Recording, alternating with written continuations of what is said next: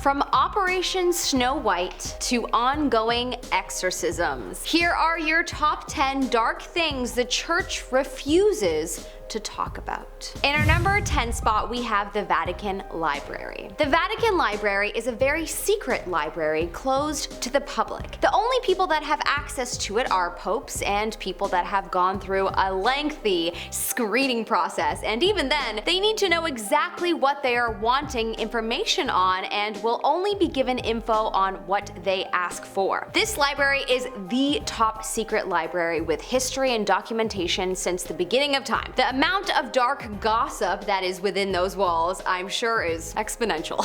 From the little that we know, the Vatican Library holds letters from world leaders throughout history detailing major events that us little guys will probably never be privy to. I'm sure they even have documentation on alien sightings. The church refuses to talk about what they have and know, and it's really just a shame. I'm a history lover myself, and truly that would be a magical experience to be able to explore this library. Ah well. If you like this video, don't forget to subscribe to be recommended more content like this. In our number 9 spot, we have Operation Snow White. On June 20th, 1977, Michael Meisner, a Scientologist, contacted the FBI after allegedly being held captive for months. He revealed that he was a part of the biggest infiltration of the US government in history, in something called Operation Snow White. On July 8th, 1977, 156 FBI agents entered a Scientology center in LA in the largest FBI raid in history. It was discovered that 5,000 Scientology agents infiltrated the IRS, the US Coast Guard Intelligence, DEA,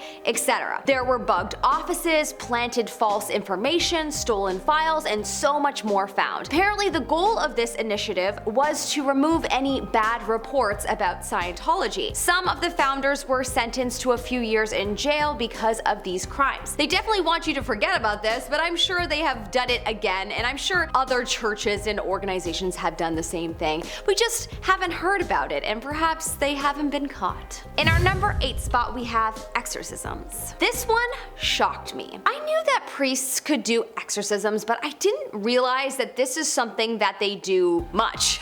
I truly thought that exorcisms were done more often in the movies to young girls doing the crab walk down the stairs. Yeesh, thinking of that scene gives me the shivers. Anyways, apparently the Vatican had a chief exorcist named Father Gabriel Amorth, who had served over 60 years to the church and had performed over 160,000 exorcisms.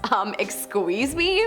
Wow. How have there been that many people infiltrated by demons and this info isn't more widely talked about? Also, that is just this guy's number. Apparently popes and priests around the world perform exorcisms all the time. I'm shooketh.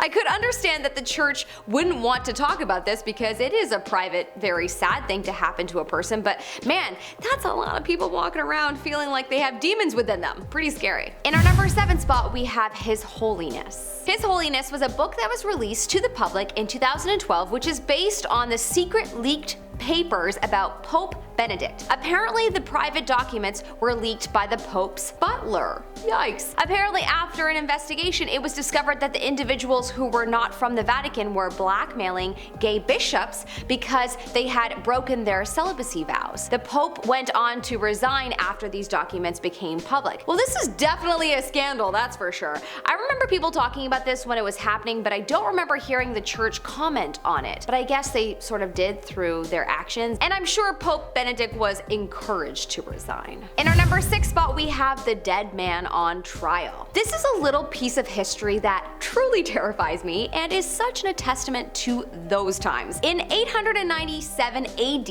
a literal dead man was put on trial. The man had been dead for 7 months. He had been dressed for the occasion by someone whom I'm sure was traumatized afterward. His name was Pope Formosus. He was being put on trial for acts that he had committed in his life. He had a lawyer and everything. He was found guilty and stripped of his former title as Pope, and everything he formerly did was declared void. His body was stripped of his clothes and put into rags before he was thrown into a river, the Tiber River in Italy, specifically because this river was where a lot of criminals' bodies were disposed of. Pretty gross. I wonder if there are any ghost haunting stories from this river. I bet you there are. In our number 5 spot, we have the Vatican Bank. The Vatican Bank has had its fair share of scandals over the years, and you best believe that the church will not be bringing any attention to it by speaking about it in any way. Allegedly, to start off the scandals, it is said that the Vatican Bank received a church tax from Germany's leader during World War II, if you catch my drift. Also, allegedly, a large amount of money was paid to the IOR so that the Western banks couldn't track the Vatican's spending. The details have never been released to the public, so Lord knows where they put their money.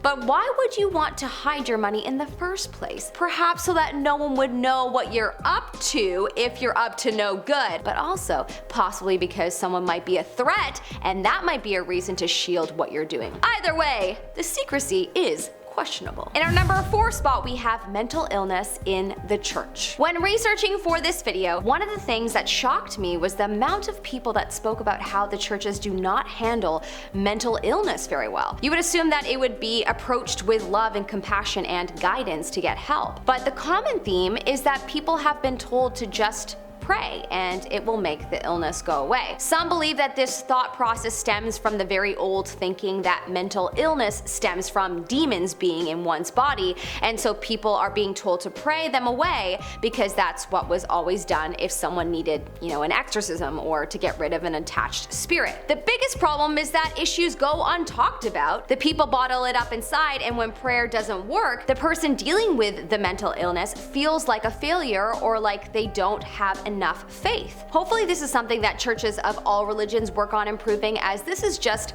unacceptable at this point in time. In our number 3 spot, we have shame. Within many religions, there has been the problem of spiritual criticism, which has led to emotional harm within the church communities. I'm not talking about outsiders passing judgment, I'm talking about religious community members passing judgments on each other. This bad behavior is committed under the banner of spirituality. From practices of shaming members if they don't fulfill religious expectations, to bad-mouthing members who have left, making people want to stay out of fear. Scientologists have been accused of doing that to members that have tried to leave, but also other churches have been accused of this as well. It's super unfortunate to hear that in communities that have, the core purpose of being loving, they are people that are shaming each other. Talk about not practicing what you preach. In our number 2 spot, we have misusing their power. In recent years, it has become public knowledge that the French clergy took advantage of more than 200,000 individuals since the 1950s, mainly males. The Catholic Church has been accused of turning a blind eye to this happening, and many have been outraged that this went on for so long without someone stepping in. Allegedly, it wasn't until the 2000s that some progress was made. Before that, the church showed complete indifference to the victims. Through a series of investigations, 2,700 victims gave testimonies about what happened to them, and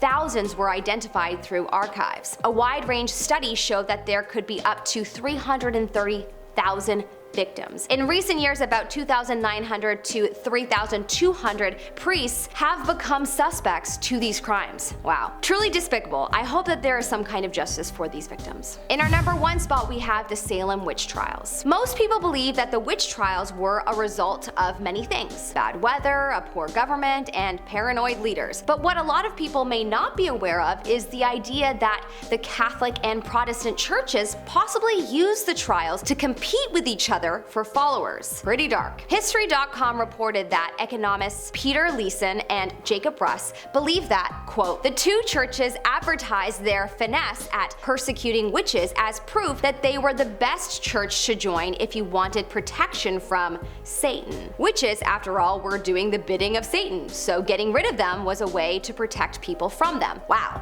Well, that will definitely persuade 1 or 2 people, that's for sure. It has also been noted that the Catholic Church did not fear or acknowledge witches in history until the Protestant Church became a competitor threat. Well, that's all the time I have for you today, folks. I'm Melissa Malati, and I hope that you have a good day, sir.